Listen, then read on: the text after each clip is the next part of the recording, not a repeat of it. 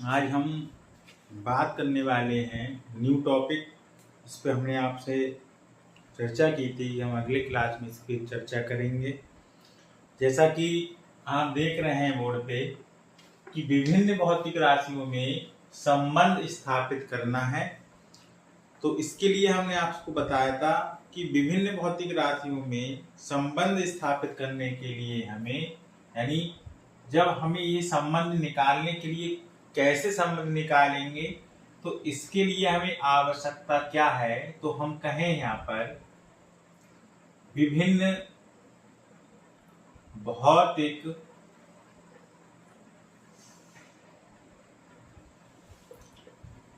राशियों में संबंध स्थापित करने के लिए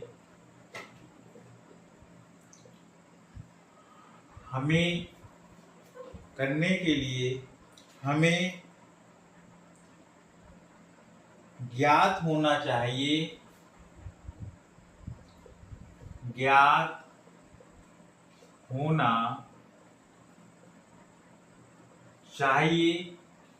कि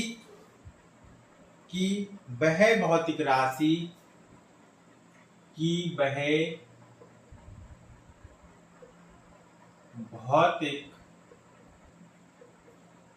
राशि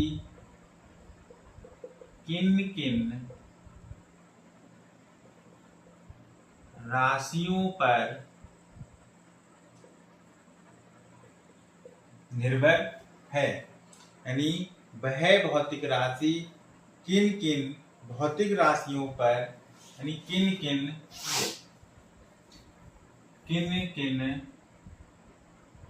भौतिक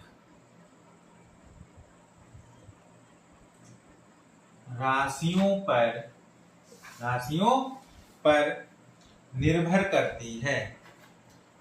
पर निर्भर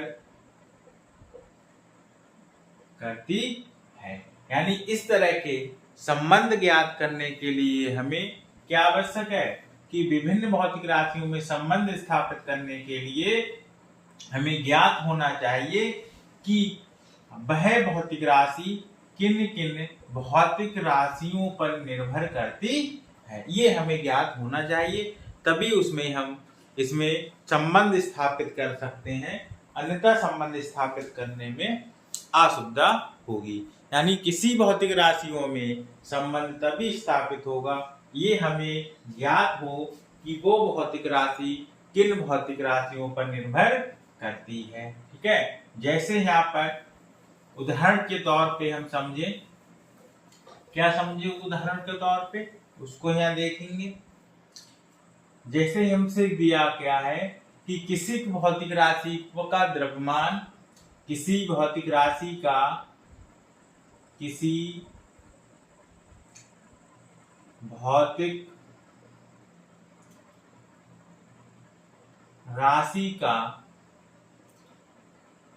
द्रव्यमान m,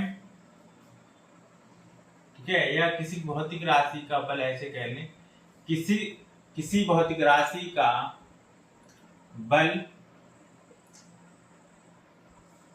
F, द्रव्यमान m तथा त्वरण A पर निर्भर करता है।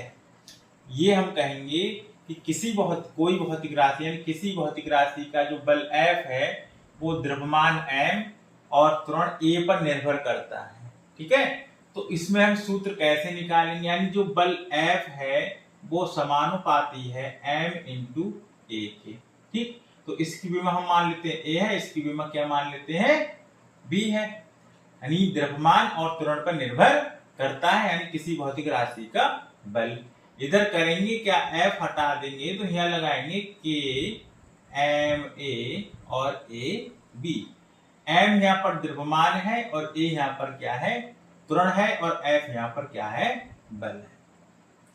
करेंगे क्या, पहले यहाँ पर हम बल की विमा रखेंगे, तो बल की विमा होती है एम एल टी पर -2 बराबर एम की विमा होती है एम पर ए और बी की विमा होती है एल टी की पावर -2 बी।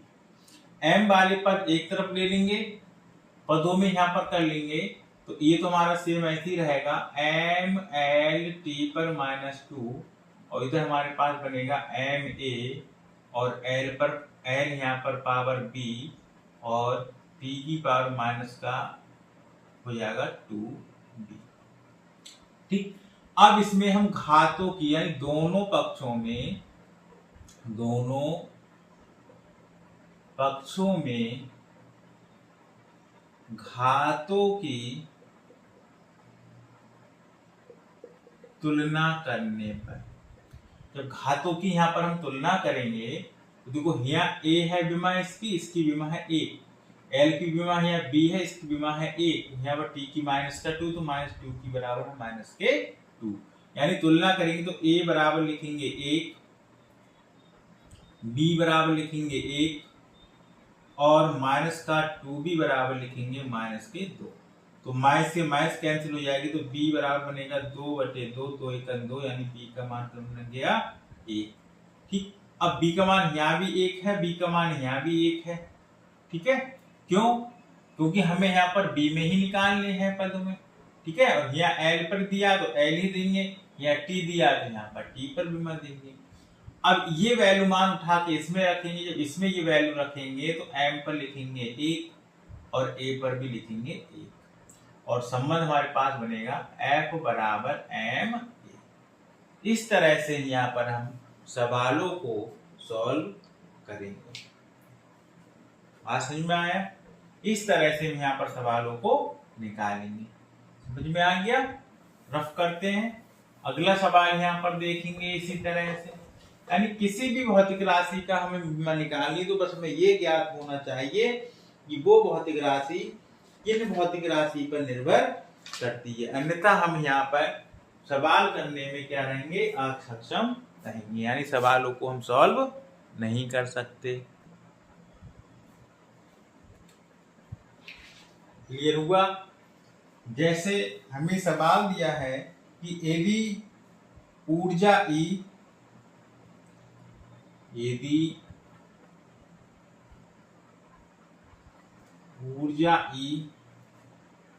वेग v तथा बल F को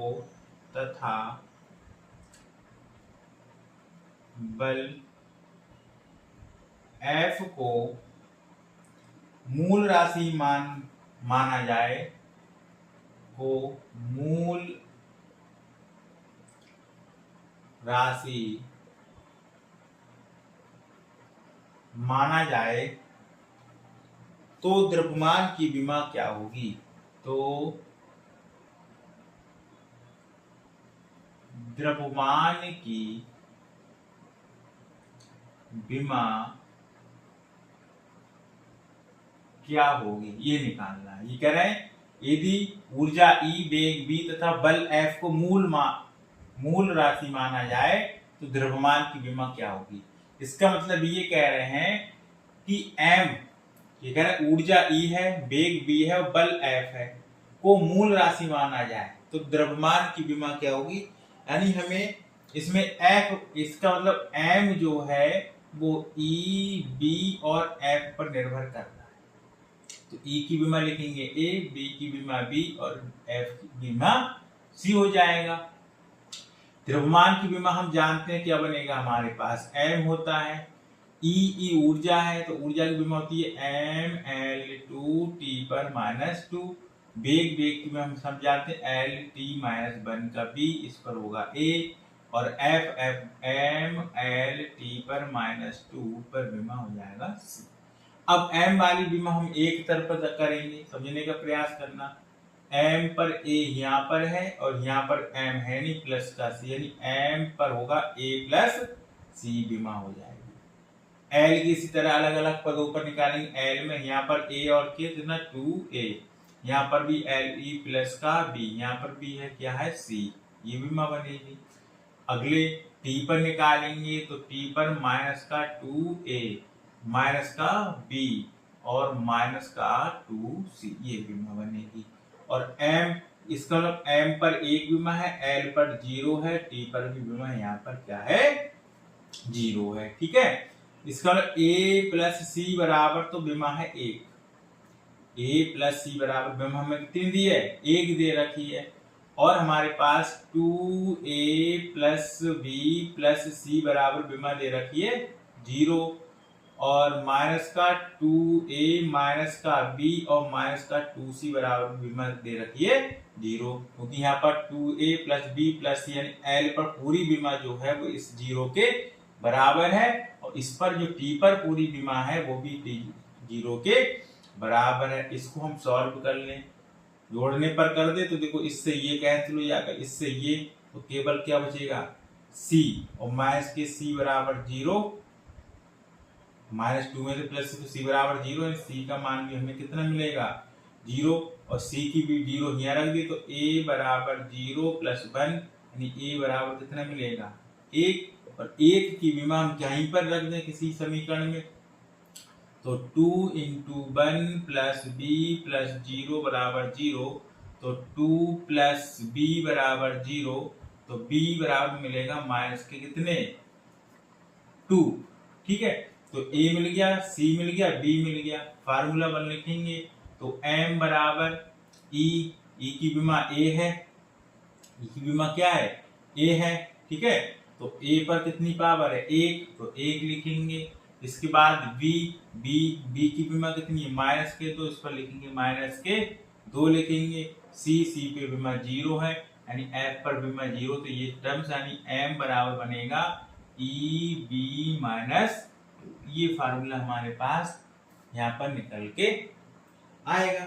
यदि हम इसके पदों में निकालेंगे तो आगे बात समझ में, यानी ई बी की पावर माइनस के 2 बन जाएगा। यहाँ पर क्या बन जाएगा ई बी की पावर माइनस के 2, तो द्रव्यमान की विमा यहाँ क्या मिलेगी ई बी की पावर माइनस के 2। इस तरह से हम यहाँ पर सवालों को सॉल्व करेंगे। ठीक है, रियलिटी समझ में आ गया होगा। अब इस तरह के सवालों को आप सॉल्व करना, ठीक है, अपने आप से प्रैक्टिस करना कि इन सवालों को किस तरह से हमें करना चाहिए। ठीक है, अब नेक्स्ट जब क्लास में मिलेंगे तो न्यू चैप्टर यहाँ से हम शुरू करेंगे, और चैप्टर का नाम है वर्नियर कैलिपर्स। ठीक है, चैप्टर यहाँ से हम पढ़ेंगे मापन यंत्र। यहाँ से हम अगले टॉपिक चैप्टर की बात करेंगे, किसकी मापन यंत्र की बात करेंगे। ये चैप्टर नंबर हमारे पास होगा 2। ठीक है, तो ये हम बात करेंगे हम नेक्स्ट क्लास में।